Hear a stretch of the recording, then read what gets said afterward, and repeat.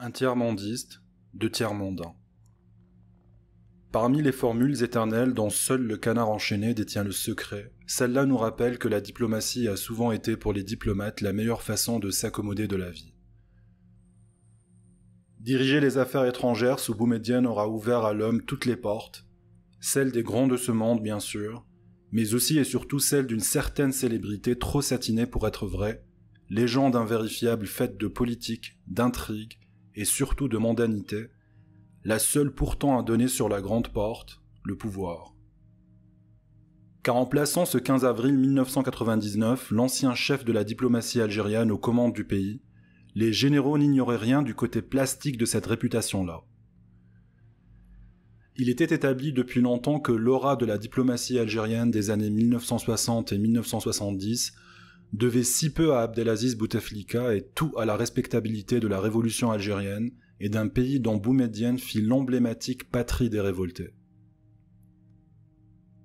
Il n'y a pas un seul dossier de la diplomatie algérienne qui est abouti et qu'on puisse attribuer à Bouteflika, affirme avec force Sid Ahmed Rosali et Ahmed Taleb Ibrahimi, qui succédèrent tous les deux à Bouteflika à la tête de la diplomatie algérienne. Les nationalisations des hydrocarbures se décideront, en effet, à l'insu de Bouteflika que Boumedienne utilisa comme diplomate de paille, pour leurrer les Français. Sur les grandes affaires comme celle du Sahara occidental, Boumedienne dut s'en remettre à des proches plus sûrs et surtout plus disponibles. Bouteflika est étranger aux grands épisodes de notoriété diplomatique de l'Algérie, comme l'accord entre l'Iran et l'Irak sur Chett el-Arab en 1975, ou le front du refus qui s'est créé entre certains pays arabes après la reconnaissance d'Israël par l'Égypte de Sadat. D'ailleurs, les Arabes ne voulaient pas entendre parler de Bouteflika qu'ils suspectaient de leur être hostile. Complète un diplomate qui a longtemps connu Bouteflika. Bouteflika laissa en revanche, en plus des charges retenues contre lui par la Cour des comptes, une renommée de diplomate noceur aux bouderies célèbres, aux fugues fracassantes, aux inconduites exemplaires, croustillante popularité d'un homme dont les frasques qui alimentèrent les potins du tout Alger ne sont pas franchement à mettre à l'actif de l'honorabilité du personnel politique algérien. Qui l'ignorait, tout était prétexte aux tiers-mondistes pour céder la place aux deux tiers-mondains. Bouteflika passait le plus clair de son temps non dans son bureau, mais au Maroc, à Genève, à New York, à Paris ou à Annaba à mener une vie de célibataire pas tout à fait conforme à celle attendue du ministre d'une république qui se piquait de rigueur révolutionnaire. On parle d'une absence qui aurait duré 8 mois dans les années 1970. Le ministère était entre-temps confié aux bons soins des dévoués collaborateurs dont Abdelaziz Bouteflika eut la précaution de s'entourer, tels Smaïl Hamdani, Houssine Joudi, Nourdin Harbi, Abdelkader Adjali, Abdellatif Rahal ou le précieux Omar Gharbi qui s'occupait des finances. Les chancelleries étrangères ne rataient rien des frasques du fêtard et certaines se faisaient un devoir d'en informer les autorités algériennes. Les services de sécurité tunisiens ont ainsi fait état de soirées coquines chez une ancienne hôtesse de l'air, Fatima D, chez qui le ministre algérien Bouteflika aimait à se farder et à s'accoutrer de façon très singulière. Le président français Valéry Giscard d'Estaing, lui-même, évoque des souvenirs pas très flatteurs pour le chef de la diplomatie algérienne. Le ministre algérien Abdelaziz Bouteflika est un personnage surprenant. Il disparaît parfois pendant plusieurs semaines sans qu'on retrouve sa trace. Il lui arrive de venir faire des visites incognito à Paris dont nous ne sommes pas prévenus. Il s'enferme dans l'appartement d'un grand hôtel où se succèdent des charmantes visites. On affirme qu'il porte une perruque. Les scandales étaient tels que Boumedienne dut souvent dépêcher des émissaires chargés de le ramener de force au bercail. Chadli Benjdid, se souvient de cette fois où le chef du Conseil de la Révolution reçut un rapport d'un gouvernement étranger à propos de loisirs peu orthodoxes auxquels s'adonnait régulièrement le ministre algérien des Affaires étrangères, dans une boîte de nuit d'une capitale européenne. Boumedienne dut envoyer en urgence le colonel Chabot pour faire regagner le territoire national de force à Bouteflika. Le ministre était aussi connu pour ses excitantes soirées à la Villa 105 de Club des Pins, toutes filmées et enregistrées par la police politique de Qasdim el-Bah, ou ses séjours au belvédère d'Annaba où la complicité d'officiers de police tels Abdeslam dit Jacques Troisdois lui assurait les galantes compagnies pour des réjouissances qui duraient des jours et parfois des semaines. Les caméras ne rataient rien non plus des virées beaunoises du chef de la diplomatie algérienne. Bouteflika boude tout le temps, il a toujours boudé, rappelle Chérif Belkacem, ancien ministre de l'Orientation sous Ben Bella et qui siégeait avec Bouteflika au Conseil de la Révolution sous Boumedienne. C'est un monstre d'égoïsme, un enfant gâté, et toutes ses réactions sont celles d'un enfant gâté. Il y a de quoi faire un livre sur ses fâcheries. Il fallait le supporter, compenser ses absences qui laissaient toujours un vide à la tête de la diplomatie. Bouteflika était absent, pour ne citer que cet exemple, du sommet des non-alignés, qui était un moment de consécration internationale pour l'Algérie venant après la crise pétrolière, et dans lequel tous les grands chefs d'État étaient présents. À ce sommet, Bouteflika n'a pas assisté, il n'est pas venu. Pour avoir souvent été chargé d'en atténuer les effets, Ahmed Taleb se rappelle des épisodes de cette diplomatie buissonnière de l'enfant gâté. Comme il pouvait rester jusqu'à 3 mois à New York ou à Genève sans s'inquiéter du cours des choses, j'ai dû à la demande de Boumedienne représenter à sa place l'Algérie à toutes les rencontres avec les pays arabes, que ce soit les réunions de la Ligue arabe ou les réunions de chefs d'État. Vous pouvez vérifier, entre 1968 et 1978, Bouteflika n'a assisté à aucun sommet arabe. Mais pour les généraux, Bouteflika était absous de toutes ces incartades dès lors qu'il fut qualifié en 1999 de « moins mauvais des candidats ». Le raccourci, un brin méprisant, devenait éloge rédempteur dans la bouche des faiseurs de rois. Une fois élu président, Abdelaziz Bouteflika, fidèle à lui-même, mais très infidèle à sa mémoire, aida à l'absolution en se fabriquant une remarquable réputation de stakhanoviste. Je crois que l'on me reconnaît en Algérie d'être toujours le premier arrivé au travail et d'être toujours le dernier parti.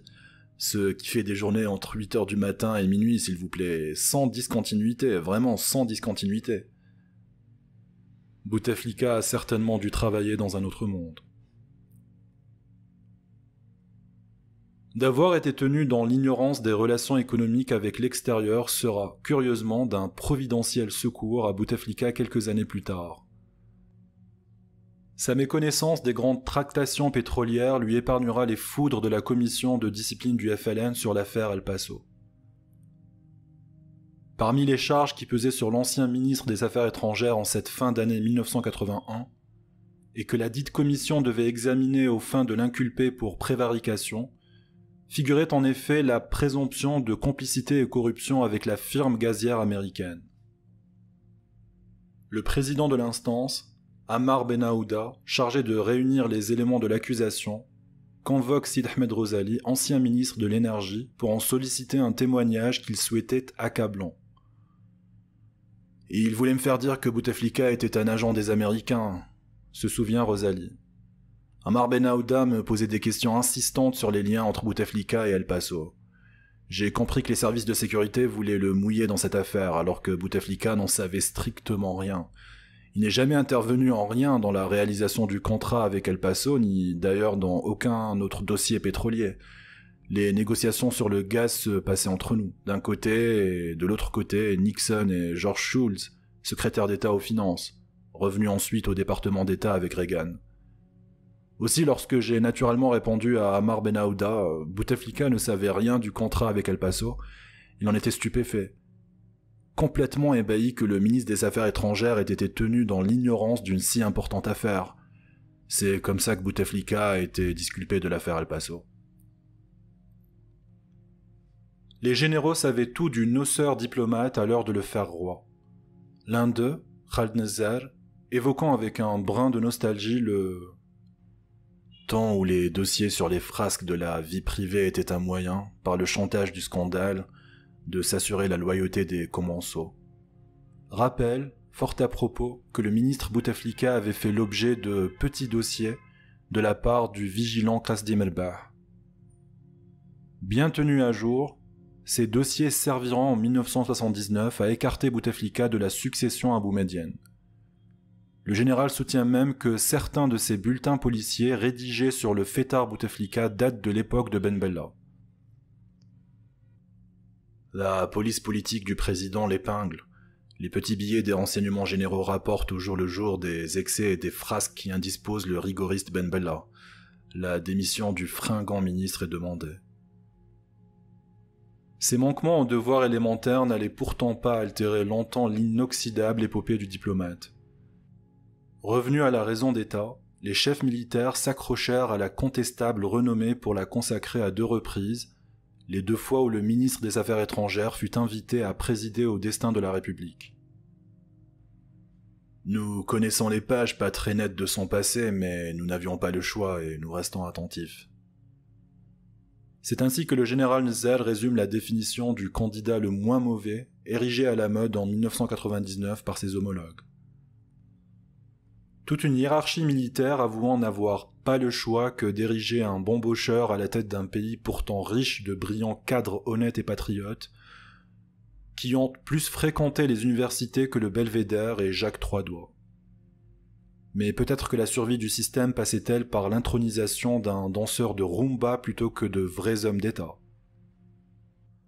Les généraux qui donc savaient tout cela jugèrent en 1994, en brillants esprits, que l'Algérie avait besoin d'un diplomate habile, familier des grands de ce monde et des hémicycles internationaux afin de dynamiser la diplomatie en but à l'hostilité et à la désinformation. En 1999, année de la récidive, les décideurs, astreints à accrocher des paillettes à la vie bien remplie du fêtard devenu moins mauvais des candidats, se rappelèrent, note Nazar, que Bouteflika présida l'Assemblée générale de l'ONU en 1974 et qu'il fut aux affaires pendant 20 ans. Tournez la page des frasques, de l'argent facile, des comptes suisses et des absences prolongées. Les généraux oublient volontiers les 2 tiers-mandins quand ils n'ont besoin que du tiers-mandiste. Il a bluffé les chefs militaires par son érudition de façade, précise le général Banyelles. Ils ont pris cela pour de la communication. Les généraux auraient pu s'apercevoir d'un paradoxe significatif. Comment peut-on avoir été ministre des Affaires étrangères durant 16 ans et ne pas savoir parler la langue de la diplomatie, l'anglais? Bouteflika est le seul ministre des Affaires étrangères de par le monde à ne pas connaître un traître mot d'anglais. Il n'a jamais fait l'effort de se plier aux obligations de sa fonction et de se mettre à l'apprentissage de cette langue, outil fondamental de la diplomatie. Ce détail significatif a échappé aux militaires, séduits par sa seule facilité d'élocution. La fascination des militaires pour les vertus oratoires de Bouteflika ne date pas de 1994. Le commandant Asdin admet qu'en 1961 déjà, les chefs de l'état-major général de l'ALN, dont il faisait partie, ne voyaient personne d'autre que Bouteflika pour leur servir d'émissaire auprès des 5 leaders du FLN détenus à Aulnoy. Il était le plus instruit, le plus à même de savoir parler au ministre du GPRA. On ne voyait pas quelqu'un d'autre. Bouteflika bénéficiera également de cette préséance intellectuelle en décembre 1978, quand il décrocha le privilège de prononcer l'oraison funèbre en l'honneur de Boumedienne. Les autres membres du Conseil de la Révolution, tous plus ou moins handicapés de la langue, étant bien contents de lui laisser la corvée, selon l'innocente formule du général Nazar. Il faut dire à la décharge des généraux que la fable du diplomate exceptionnel s'était puissamment installée dans les esprits depuis 30 ans. Et le talent de Bouteflika à savoir exploiter pour lui la grandeur de l'Algérie post-révolutionnaire y est pour beaucoup. Bouteflika s'est habilement placé au centre d'une révolution qui, avec le prestige du GPRA et la guerre de libération, produisait sa propre célébrité. Il accrocha son nom à l'Algérie mecque des révolutionnaires et au dialogue nord-sud, comme un jeune en roller s'accrocherait à un camion pour en bénéficier de la puissance motrice. Il a su saisir l'opportunité pour se construire une image de grand diplomate. L'illustration viendra de New York où Abdelaziz Bouteflika présidera, au nom de l'Algérie, les travaux de la 29e session de l'Assemblée générale des Nations unies en octobre 1974. Il fera de ce grand moment de la diplomatie algérienne une occasion de se singulariser, se comportant comme si c'était l'homme Abdelaziz Bouteflika qui avait été élu à la tribune de l'ONU et non l'Algérie. Le procédé aux Nations unies est pourtant ancien, qui consiste à faire présider chaque année l'Assemblée générale par un pays différent. Cette année-là était venu le tour de l'Algérie et l'exercice d'après verra le Togo présider l'auguste réunion mondiale. Bouteflika, dupant son monde, s'est octroyé tous les mérites de l'événement. Il ira jusqu'à attribuer à son initiative personnelle le fait que le leader palestinien Yasser Arafat, à cette occasion, soit monté pour la première fois à la tribune onusienne. C'est comme si Mohamed Yazid s'était vanté d'avoir représenté le gouvernement provisoire et le FLN à l'ONU pendant la guerre de libération. Résume un proche du défunt diplomate. Une de ces boutades à avoir survécu à Mohamed Yazid est rapportée par Taleb, synthétise d'ailleurs fort bien le sortilège Bouteflika. Pour représenter aux Nations Unies l'Algérie révolutionnaire des années 1960 et 1970, un singe aurait fait l'affaire. Le prestige national se chargeait du reste. L'exceptionnelle longévité de sa carrière explique ensuite que le diplomate est hérité d'un mythe à la peau si dure. Il a dirigé la diplomatie algérienne durant pas moins de 16 ans. Nommé d'abord ministre de la Jeunesse à 25 ans, Abdelaziz Bouteflika a fait partie du premier gouvernement de l'Algérie indépendante que Ben Bella eut à créer le 27 septembre 1962. Il en était le plus jeune membre. Le jeune ministre siégeait déjà aux côtés d'illustres aînés tels Mohamed Remisti, Affaires étrangères, Bachir Boumaza, Affaires sociales, Larossi Khalifa, père du futur Moumen Khalifa, Industrie et énergie, Tawfiq El-Madani, Affaires religieuses, ou Mohamed Serer Naqash, Santé. Du Abdelaziz Bouteflika, ministre de la Jeunesse, on sait peu de choses. L'un des rares témoignages, fort élogieux d'ailleurs, dont on dispose est celui de Hervé Bourges qui travailla en 1963 au cabinet de Bouteflika en tant qu'inspecteur général de la jeunesse et des sports, puis comme directeur de la jeunesse et de l'éducation populaire.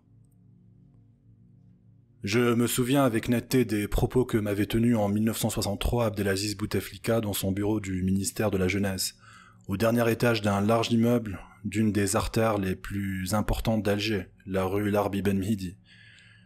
L'Algérie ne supportera pas longtemps les querelles de personnes et les divisions du mouvement nationaliste. Nous devons nous détacher de notre culture de combattants pour rentrer dans une logique de gouvernement et de construction d'un État respecté parce que respectable. Bouteflika ne se prend pas pour le gardien du temple de l'Algérie nouvelle, en charge d'enseigner ses mythologies, caricaturées aux nouvelles générations. Parmi les rares mesures sur lesquelles a pu réfléchir le ministre de la Jeunesse Bouteflika, sans pouvoir les initier, une méritait particulièrement qu'il la concrétisa. L'encadrement des jeunes défavorisés et déclassés, qui se comptaient par dizaines de milliers en cette période d'après-guerre. Bouteflika proposa au gouvernement d'intégrer l'éducation surveillée aux compétences du ministère de la Jeunesse, au lieu de la laisser au ministère de la Justice. Le projet ne se concrétisera pas et Bouteflika ne s'en émut pas outre mesure. Il n'avait pas la tête à la jeunesse, mais aux affaires étrangères qu'il lorgnait déjà. J'imagine qu'il développait une jalousie envers Mohamed Remisti, croit savoir Sid Ahmed Rosali. Quelqu'un qui s'imaginait chef de l'État à l'indépendance estimait avoir droit au moins au poste de ministre des Affaires étrangères. Bouteflika n'a pas oublié qu'il ne doit d'avoir été à la diplomatie qu'à la mort de Remisti. C'est que la désignation de Mohamed Remisti à la tête de la diplomatie algérienne à l'indépendance ne souffrait d'aucune contestation. Khemisti dut d'être le premier ministre des Affaires étrangères algérien, autant à son brillant engagement militant qu'à ses qualités intellectuelles. Président de l'Union des étudiants algériens de France, UGEMA, il sera emprisonné jusqu'en 1959 avant de devenir le directeur de cabinet d'Abdelrahman Fares, président de l'exécutif provisoire. Originaire d'une famille très pauvre de Marnia, il se forma courageusement à la force de ses bras. Khemisti ne connut l'école qu'à l'âge de 12 ans mais entreprit de rattraper son retard scolaire par lui-même.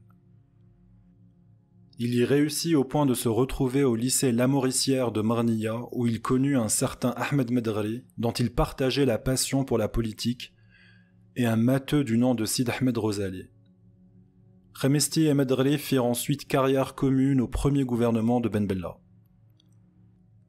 Le ministre de la Jeunesse Abdelaziz Bouteflika n'attendra pas que le destin lui offre l'opportunité de s'emparer des affaires étrangères pour tester ses talents dans la diplomatie. En février 1963, il s'arrangera pour mener une mission politique dans 4 capitales arabes, le Caire, Bagdad, Damas et Sanaa, au sein d'une prestigieuse délégation composée de Boumedienne, Boumaza et Khemisti. C'était la volonté de Ben Bella de l'envoyer avec nous, précisera Bachel Boumaza. Début 1963, il supplantera curieusement le ministre des Finances pour prendre la tête de la délégation algérienne aux premières négociations algéro-françaises sur l'application des accords d'Évian. À Paris, il ne ratera d'ailleurs pas l'occasion de se faire remarquer par les autorités françaises. Bourges raconte que le ministre de la Jeunesse de la Nouvelle-Algérie se plut beaucoup au Crazy Horse, mais davantage avec le général de Gaulle. Le général de Gaulle recevra 2 heures durant Abdelaziz Bouteflika alors que l'audience initialement prévue ne devait pas dépasser la demi-heure. Mais de Gaulle fut sous le charme. De Ben Bella, de Gaulle dira « Cet homme ne nous veut pas de mal. » Et de Bouteflika, « Ce jeune homme nous veut du bien. » L'assassinat toujours non élucidé de Mohamed Khemisti, le 18 avril 1963, lui offrira enfin l'occasion de réaliser son rêve, diriger le ministère des Affaires étrangères. Bouteflika est chargé par Ben Bella dans un premier temps d'en assurer l'intérim. « Je ne voulais pas quitter le ministère de la Jeunesse, j'étais jeune et j'aimais le sport. Je comptais n'occuper les affaires étrangères que transitoirement, mais mon père, Ben Bella, en a décidé autrement. » Osera-t-il dire, 37 ans plus tard, à une journaliste libanaise de la chaîne LBC avec l'extraordinaire facilité qu'il avait à prendre des libertés avec ses souvenirs. Le 18 septembre 1963, il est désigné officiellement ministre des Affaires étrangères dans le second et dernier gouvernement de Ben Bella où ne figuraient déjà plus Ahmed Francis, Larossi Khalifa et Ahmed Boumengel, mais où des ténors font leur apparition. Kaïd Ahmed, Sherif Belkacem, Ahmed Mahsas et Ammar Ouzeghan. La carrière du brillant diplomate pouvait commencer. Pour avoir cherché à l'interrompre, Ben Bella précipita sa propre chute et permit à l'autre père, Houari Boumedienne, de s'emparer du pouvoir et prendre la main du diplomate Bouteflika jusqu'en décembre 1978.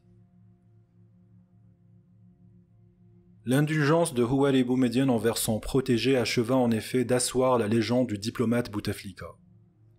Le chef du Conseil de la Révolution n'ignorait rien des dispositions longues et fréquentes de Bouteflika qui faisaient déjà partie des grandes épopées tragicomiques du ministère des Affaires étrangères. Il les a cependant couvertes. Le chef de la diplomatie algérienne pouvait ainsi, et en toute impunité, délaisser durant de longues semaines son poste et sa mission sans donner signe de vie.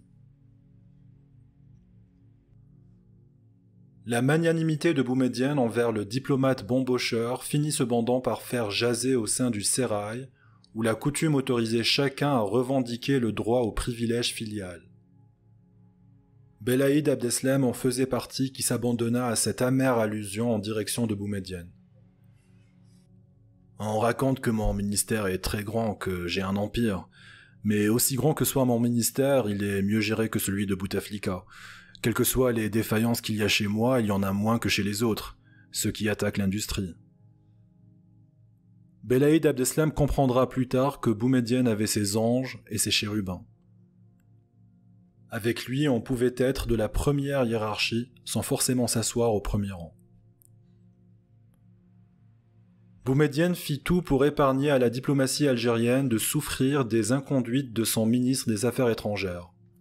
Il délesta notamment Bouteflika des plus importants dossiers de politique étrangère qu'il fit traiter par la présidence de la République. Ces décisions de salubrité politique expliquent pour une grande partie le fait paradoxal qu'Abdelaziz Bouteflika fut étranger au plus grand succès de politique étrangère de l'Algérie de Boumedienne. Les nationalisations des hydrocarbures, la médiation entre l'Irak de Saddam Hussein et l'Iran du Shah, le sommet des non-alignés, la création du Front arabe du refus. On s'en doute cependant, une telle démission de sa diplomatie ne pouvait tout à fait être sans conséquence pour l'Algérie. Elle finira par une fatale défaillance sur une affaire sensible, le Sahara occidental. La crise du Sahara est la seule dont on peut dire qu'elle a touché le régime de Boumedienne, la seule pour laquelle l'Algérie avait besoin de sa diplomatie pour elle-même. Mais Bouteflika y fut totalement défaillant. Défaillant, absent et peut-être même, à en croire des personnalités de l'époque, un peu félon. Pour transmettre en urgence sa mise en garde verbale aux autorités espagnoles, Boumedienne dut déléguer Mohamed Ben Ahmed Abdelghani à Madrid, à l'époque ministre de l'Intérieur. Bouteflika, absent d'Alger, était là où il ne fallait pas être, au Maroc. Il est établi que le jour où le roi Hassan II décida d'annexer le Sahara par sa fameuse « Marche verte », Bouteflika se trouvait à Rabat en compagnie d'une de ses amies marocaines du nom de Fatma Zohra, journaliste à l'agence de presse MAP. Pendant que la crise couvait à Alger, le ministre algérien promenait sa dulcinée dans une décapotable rouge au vu et au su de tout le monde. Cette attitude étrange fit dire aux Marocains que Bouteflika soutenait leur position. Une fois rentré à Alger, il réalisa sa gaffe et se fit passer un mémorable savant par Boumedienne qui l'obligea à se déjuger publiquement. Le ministre des Affaires étrangères ne prit par la suite aucune initiative qui eût pu faire valoir le point de vue algérien sur le Sahara occidental. La tiédeur de la diplomatie algérienne sur le dossier du Sahara occidental dut beaucoup au double jeu de Bouteflika. Chadli Benjdid se rappelle des aveux de présidents africains à la mort de Boumedienne. Sur l'affaire du Sahara, il n'était pas toujours possible de situer la vraie position algérienne entre les opinions de Boumedienne et celles de son ministre, Bouteflika, qui les contredisait. Belaïd Abdeslam atteste du climat de forfaiture politique qui régnait durant les dernières semaines du règne de Boumedienne. Pendant qu'il était malade, les membres du Conseil de la Révolution se réunissaient entre eux. Ils parlaient de tout changer, de tout bouleverser, de liquider l'affaire du Sahara, de renverser complètement la politique économique.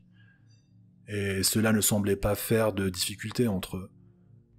Ce sont l'intervention et la prise de position de l'armée qui ont endigué ce flot et mis un terme dans l'immédiat aux visées des chantres de reniement.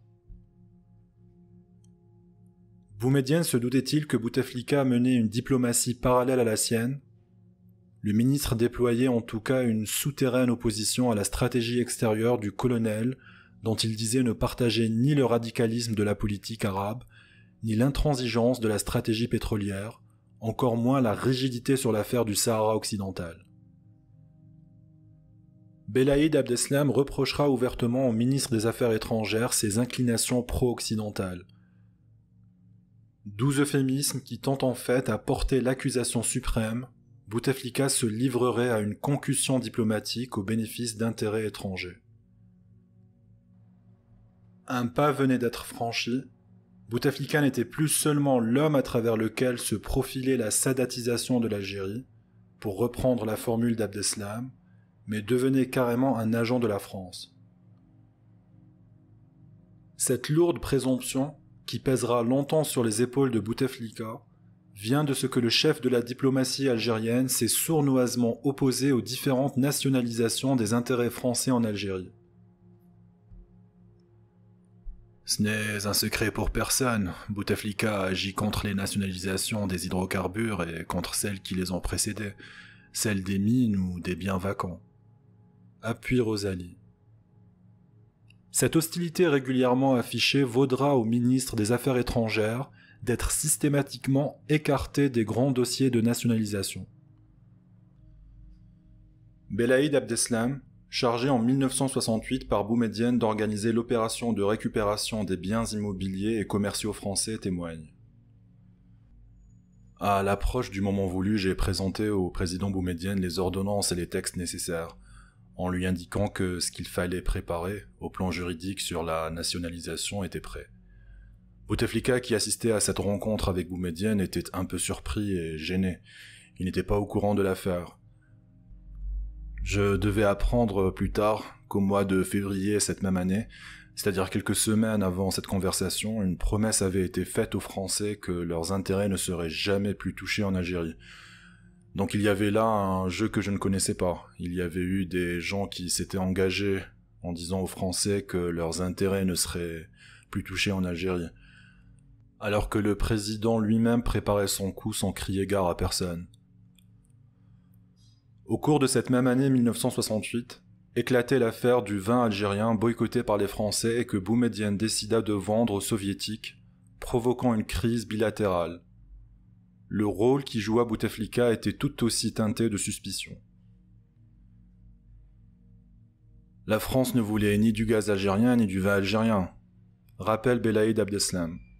Mais chacun de ces accords, celui passé avec les Américains sur le gaz et celui passé avec les Soviétiques sur le vin, cassait une stratégie française en Algérie.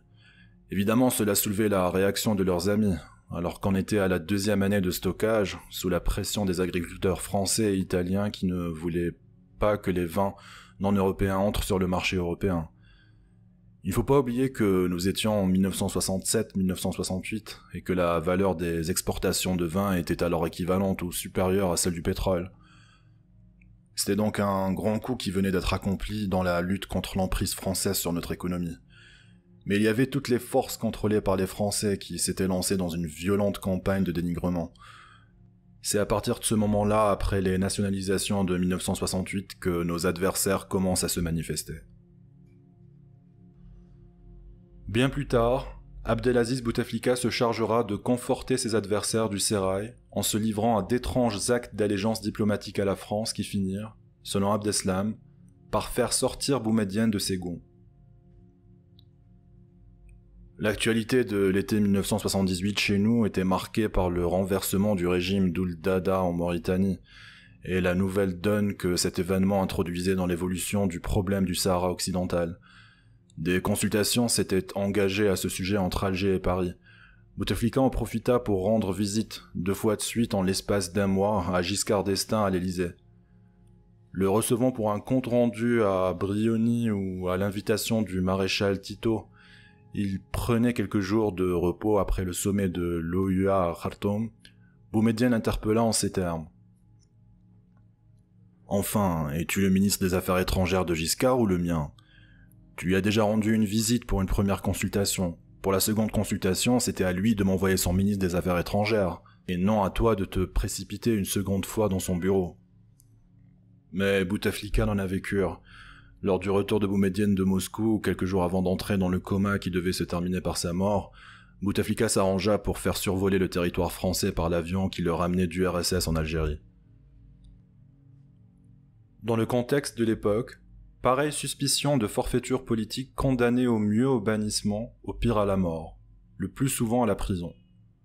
Sur Bouteflika, ils ont donné un costume d'apparat, diplomate d'exhibition. Plutôt que d'écarter Bouteflika des affaires étrangères, Boumedienne a choisi d'en faire un leurre. Aux yeux des partenaires étrangers, le ministre devait apparaître comme l'interlocuteur officiel sur certains dossiers dont, en réalité, il était tenu dans l'ignorance et sur lesquels il n'avait aucun pouvoir de décision. Cette ruse de guerre permettait à Boumedienne d'exploiter l'image conciliante de son ministre à des fins tactiques, endormir l'adversaire et donner le temps à la propre stratégie du colonel de mûrir. C'est dans l'épisode des nationalisations du pétrole que Bouteflika compra le mieux, et à son insu, ce rôle de diplomate de paille. Il n'en a rien su jusqu'à la veille de leur annonce par Boumedienne le 24 février 1971. Il était pourtant chef de la délégation algérienne à ces fameuses négociations algéro-françaises de 1970 qui débouchèrent sur les nationalisations. Boumedienne, qui avait son projet arrêté, l'a utilisé comme anesthésiant. Il laissait son ministre des Affaires étrangères illusionner les Français sur la possibilité d'éviter les nationalisations. Belaïd Abdeslam, qui suivait les réunions en qualité de ministre de l'Industrie et de l'Énergie, confirme. À partir de décembre, les Français ont compris que du côté de Boumedienne, il y avait une ferme détermination. Mais du côté de notre délégation qui négociait à Paris, des assurances avaient été données aux Français. Je ne peux pas raconter tous les détails, cela demanderait beaucoup de choses. Sidi Ahmed Rosali, qui participait aux pourparlers en tant que président de Sonatrach, est plus explicite. En vérité, Boumedienne avait exclu dès le départ Bouteflika de la conception et de la conduite de la stratégie qui devait mener aux nationalisations. Depuis 3 ans, Boumedienne faisait mûrir une crise qui justifierait les nationalisations et comptait sur l'échec des négociations pour précipiter la décision. Mais Bouteflika n'en savait rien. Il était persuadé que sa mission à la tête de la délégation algérienne était de trouver un accord alors que le but était d'arriver à un divorce. La stratégie pétrolière secrète de Boumedienne à laquelle fait allusion Sidi Ahmed Rosali et dont Bouteflika ignorait l'existence tient en un document confidentiel de 50 pages que Belaïd Abdeslam a rédigé de sa main en 1965 et est déposé en personne sur le bureau de Boumedienne. Il s'agit en fait d'un plan qui prévoyait, de façon opérationnelle, toutes les étapes devant mener au 24 février 1971. Engagées dès 1968, les négociations techniques avec les Français pour la révision des prix du pétrole, créer un climat de tension politique en passant des négociations techniques aux négociations politiques, faire durer ces dernières afin de permettre à Sonatrach d'être prête, et enfin, provoquer l'impasse qui déclencherait les nationalisations. Cette feuille de route aura été parfaitement respectée. Ce document existe, j'en ai une copie, atteste Rosali. Il a été discuté entre 3 personnes, Boumedienne, Belaïd Abdeslam et moi-même. Boumedienne voulait qu'il restât secret, absolument secret. C'est pourquoi Bouteflika n'en a jamais été informé de l'existence. C'est ainsi que le ministre algérien des Affaires étrangères crut diriger, pendant plus d'1 année, une délégation algérienne à une négociation qui lui échappait autant l'une que l'autre. Les instructions, je les recevais directement d'Alger, de Boumedienne ou de Belaïd Abdeslam, jamais de Bouteflika, affirme Rosali. Bien au contraire, c'est moi qui les transmettais à Bouteflika pour la bonne exécution générale. Bouteflika fut à ce point tenu éloigné du déroulement des négociations pétrolières qu'il ne sut jamais rien de la fameuse « affaire Tony ». Tony est le surnom de cet ancien boxeur algérien, playboy introduit dans le tout Paris et dont les négociateurs algériens eurent l'idée d'utiliser les qualités de Don Juan pour espionner la partie adverse. L'homme sera chargé de séduire la secrétaire du chef de la délégation française, Brunet, alors directeur général des affaires économiques et financières du Quai d'Orsay, aux fins d'en obtenir des documents confidentiels qui renseigneraient sur les intentions françaises. L'homme s'acquittera de sa mission avec d'autant plus de zèle que la dame était charmante et que les autorités algériennes mirent à sa disposition un bel appartement au 16e arrondissement, acheté par Sonatrach pour les besoins de la cause. Boumedienne recevait, par le biais de la secrétaire de Brunet, tous les rapports des réunions que les Français organisaient entre eux. Informations précieuses qui étaient ensuite confirmées par Brunet à son insu, ce qui vérifiait la véracité des renseignements transmis par la dame. Les Algériens connaissaient à l'avance les intentions de la délégation française auxquelles ils avaient pris le temps de préparer toutes les ripostes. Un véritable climat de paranoïa s'est alors installé chez les autorités françaises et que restitue bien le journaliste Pierre Péan. Ce travail d'espionnage bien profitable a duré 2 ou 3 ans jusqu'à ce que Tony soit arrêté. Et Bouteflika n'en était pas au courant. Il participait aux réunions avec les Français sans rien savoir de tout ce qui se tramait, souligne Rosalie. Aussi, quand Boumedienne jugea le moment venu de nationaliser, Bouteflika en était-il encore à plaider pour une voie proche de la position française. La majorité pour l'Algérie dans la production pétrolière, mais pas dans la propriété. Belaïd Abdeslam rapporte la réplique cinglante du colonel. Boumedienne, et cela il faut le lui reconnaître, lui a dit « Moi je ne demande pas 60% du pétrole, ce n'est pas ce qui m'intéresse. Ce qui m'intéresse c'est d'être le maître chez moi. C'est pourquoi je demande 51% dans les sociétés pétrolières. Je ne veux plus avoir de sociétés étrangères qui travaillent chez nous et qui soient les maîtresses des opérations. Dorénavant, c'est notre supériorité qui doit prévaloir. » Cela, Bouteflika ne l'a pas compris. Il l'a d'autant moins compris que, ignorant la véritable stratégie de Boumedienne, il douta jusqu'à la dernière minute de la détermination du colonel, allant jusqu'à entraîner les Français dans l'illusion, comme en témoigne Belaïd Abdeslam. Début février, voyant Boumedienne se préparer à signer les textes de nationalisation, Bouteflika a réagi violemment en disant « Vous allez créer avec la France une crise inutile. Moi, je suis en mesure de vous rapporter 60% de la production pétrolière. Les Français sont prêts à donner des crédits, mais pas de nationalisation. » Boumedienne lui répond « Moi, je ne renonce pas. Et en ma présence, il lui a dit « Moi, c'est 51%, ou bien il nous les cède, ou alors je les prends. » Bouteflika retournait à Paris et là, il y a eu quelque chose. Car il s'est avéré par la suite que les Français n'étaient pas convaincus que l'Algérie ferait les nationalisations. Les négociations ont été rompues à l'initiative des Français vers la fin janvier et début février. Boumedienne décidera donc de nationaliser les hydrocarbures à l'insu de Bouteflika, qui ne l'apprendra que dans l'après-midi du 24 février 1971. Le ministre des Affaires étrangères en gardera une frustration à ce point indélébile que, devenu président 30 ans plus tard, il s'abandonnera en public à une contre-vérité. 3 personnes étaient au courant des nationalisations des hydrocarbures, Boumedienne, Belaïd Abdeslam et moi.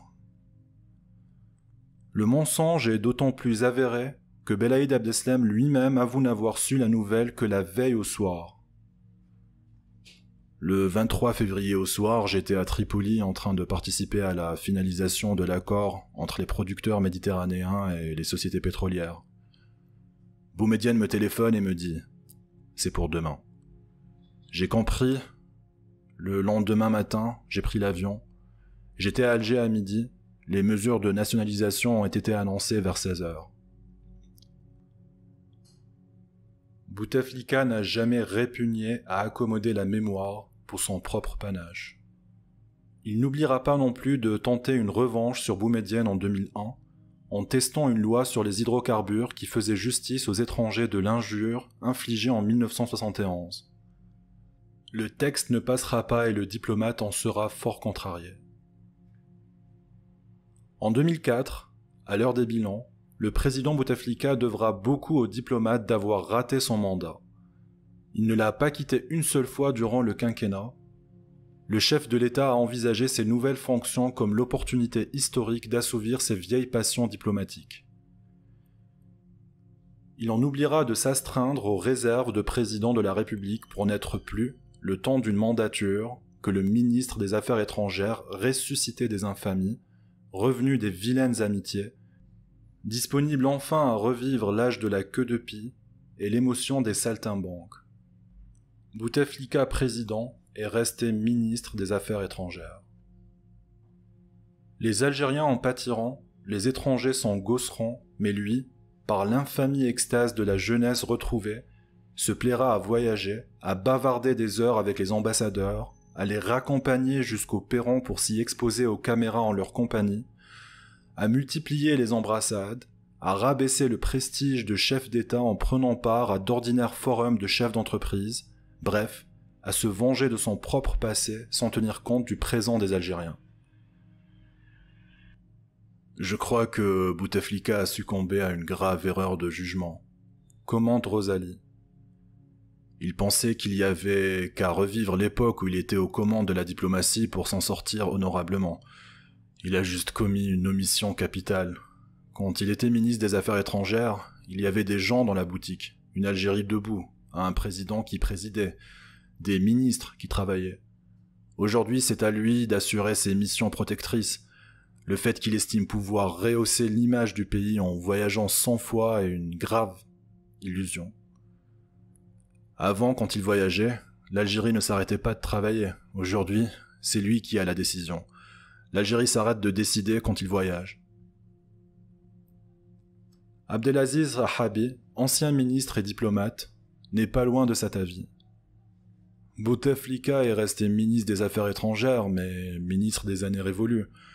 Quand il est revenu en 1999, le monde avait complètement changé, la diplomatie algérienne avait déjà d'autres priorités, celles de la nouvelle époque. Il n'avait plus de rapport avec le temps réel. Sur les 5 années de règne, Bouteflika aura passé l'équivalent de 2 à l'extérieur, plus en voyage secondaire qu'en visite officielle. Tout était prétexte aux diplomates, devenus chefs d'État, pour prendre l'avion, quitte à prendre part à de communs rendez-vous d'hommes d'affaires comme ceux de Davos ou de Crans-Montana. Bachir Boumaza croit voir dans cette frénésie l'expression d'une forte illusion chez le personnage. Et il est convaincu de la primauté de l'extérieur sur l'intérieur. Dans sa logique, on peut rétablir le prestige d'un pays par le simple contact avec l'étranger sans forcément l'asseoir par des acquis internes. Bouteflika confirme. Mais voyage, je crois que c'est très important pour l'Algérie. Pour moi, vous le savez, je crois avoir fait le plein autrefois et je n'ai pas besoin de voyager davantage ni de recevoir davantage. Mais pour l'Algérie, vous vous souvenez qu'il y a 6 mois seulement, c'était à peine un pays qui existait dans la mémoire des gens que sous forme de violence, de guerre civile, de massacres. Et il était grand temps que quelqu'un vienne dépoussiérer un petit peu la vitrine. Je pense que c'est ce que je fais avec plus ou moins de bonheur. Après avoir formé sa jeunesse, les voyages se voient sommés de le ressusciter, avec tous les risques liés à pareille retombée en juvénilité. Dans la peau du diplomate, Bouteflika négligera systématiquement son rang de président de la République.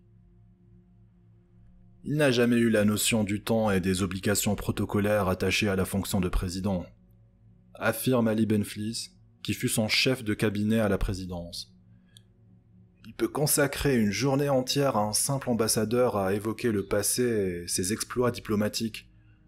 Le corps diplomatique accrédité à Alger est d'ailleurs surpris de tant de considérations très embarrassantes au demeurant, surtout que le président pousse la bienveillance jusqu'à rester debout avec eux sur le perron lors de la déclaration à la presse.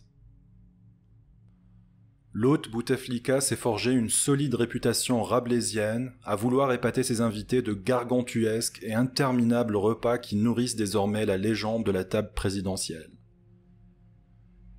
Les ministres savent que le jour du déjeuner avec le président est un jour perdu, ironise Benflis. La matinée pour s'y préparer, l'après-midi, toute l'après-midi, pour manger une quantité impressionnante de plats cuisinés, le reste de la journée pour digérer. Bouteflika gaspille volontiers son temps en même temps que celui de ses convives. Le président a une autre version des faits. Je reçois beaucoup de monde parce que je ne peux pas dire aux visiteurs qui veulent venir me voir en Algérie que je n'ai pas le temps, encore que j'ai eu la discourtoisie ou l'absence de courtoisie de le faire très sensiblement durant les 2 derniers mois. Et il y a beaucoup de délégations que j'ai dissuadées et pour lesquelles j'ai fixé un rendez-vous pour l'année prochaine. Bouteflika s'oubliera également en embrassade, ostensible manifestation du plaisir de l'hôte dont n'usent que rarement les chefs d'État, mais dont abusera le diplomate président jusqu'à surprendre et souvent embrasser ses homologues. Le japonais Koizumi s'en amusera, l'américain Bush s'en étonnera, et l'indonésienne Megawati s'en offusquera. Embrasser les femmes n'est pas dans la tradition locale. Le chef du protocole du Premier ministre indonésien sera limogé pour ne pas l'avoir annoncé à temps à Bouteflika. Bouteflika embrasse généralement 4 fois ses invités, ses homologues, ses ministres. Note shérif Belkacem. Dans la vie, c'est un signe d'amitié, d'amour ou d'affection. Chez Bouteflika, c'est un calcul. Quand il t'embrasse 4 fois, il te donne un statut de copain. Tu es devenu son copain, donc en quelque sorte, tu es uni à lui par le lien du baiser. Tu ne peux pas lui faire du mal, tu ne peux que le soutenir.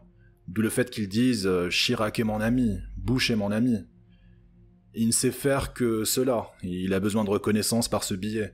Un homme politique n'a pourtant pas besoin d'amitié, mais lui voit utile. Voyager, manger, embrasser, parler, tout cela ne serait que mondanité de diplomate endurci s'il ne s'y ajoutait la fatale illusion du schizophrène croyant à son propre délire. Bouteflika a abordé sa mission de chef d'État sans la gravité qui s'y rattache, comme si le diplomate, dispensé de solennité présidentielle, s'en trouvait exempté de la lucidité. Le président Bouteflika a dirigé les relations extérieures de l'Algérie avec la désinvolture de l'éternel second et l'hallucination du mégalomane. Je crois que j'ai ce sentiment comme autrefois en tant que ministre des Affaires étrangères. J'étais porté par l'idée que j'étais le porte-parole du tiers-monde. Donc je pouvais dire ce que d'autres pensaient tout bas et ne pouvaient pas dire. Avoue-t-il au journaliste français Pierre-Luc Séguillon. Cela se traduira par l'idée chimérique qu'il suffit du prestige personnel de Bouteflika pour ouvrir la bourse des investisseurs étrangers, rendre sa grandeur à l'Algérie, apprivoiser l'Amérique, séduire l'Europe, impressionner les Arabes et relancer le Maghreb.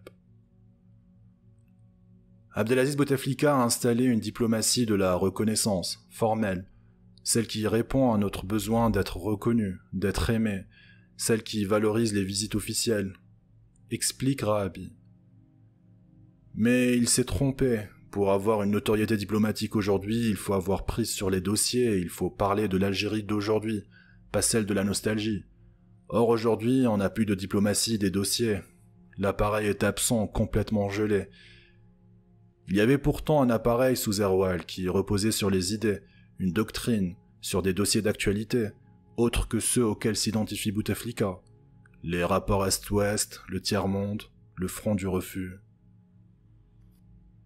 Le tout finira par une succession d'échecs. À la fin du mandat de Bouteflika en 2004, l'Algérie aura cédé du terrain sur le dossier du Sahara occidental, perdu le soutien des voisins, éloigné d'elle les hommes d'affaires et regagné son rang de petite nation sans influence sur le monde. Le président candidat Bouteflika sera le premier à revenir de ses propres mirages. Aussi bien la France de Chirac, qui lui préférera Mohamed VI, que l'Amérique de Bush, qui le boudera, l'inviteront à méditer sur la fatuité de la diplomatie du prestige. Le 22 décembre 2003, le président algérien reçoit le plus cinglant camouflet diplomatique de son mandat. Le 7e sommet de l'Union du Maghreb arabe, qui devait s'ouvrir ce jour-là à Alger, est annulé, faute de chef d'État. Ses illustres voisins ont boudé Abdelaziz Bouteflika, infligeant au pays une humiliation nationale. L'éditorialiste du quotidien Le Matin y voit la morale de l'histoire. Il eût été bien cocasse qu'un gang qui a si bien divisé l'Algérie réussit à unifier le Maghreb. Nos voisins sont décidément plus avisés qu'on ne le craignait. Les brillants esprits militaires qui ont fait du noceur diplomate un président pour l'Algérie devraient être fixés aujourd'hui sur l'étendue de leur lucidité. Abdelaziz Bouteflika a fait de l'Algérie un pays boudé même par la Mauritanie. Bouteflika pensait faire mieux que le président Chadli Benjedid. Réunir les grands de ce monde à Alger grâce au rayonnement de sa propre personne. Il quittera le pouvoir sans avoir réalisé ce pari. Chadli a reçu à Alger des personnalités marquantes du siècle, comme la reine d'Angleterre, le roi d'Espagne et le vice-président Bush, illustres hôtes que Bouteflika n'eut jamais la chance de recevoir à sa table. Chadli fit la seule visite d'État aux États-Unis d'un président algérien. Bouteflika dut se contenter d'audiences de quelques minutes avec Bush. Ces privilèges qui lui échappent, Bouteflika en fit motif de grande rancune envers Chadli. C'est de la fabulation de dire que Bouteflika a des soutiens extérieurs, que Bush et Chirac seraient ses directeurs de campagne, avertit Mohamed Yazid à quelques jours de sa mort. J'irai plus loin, je dirais que même les émirs du Golfe vont finir par retirer leurs billes du jeu algérien. Dans ce dernier message du vétéran, il y a comme une sentence définitive adressée aux généraux. Un diplomate tiers-mondiste aux 2/3 mondains ne fait pas forcément un 3/4 de président.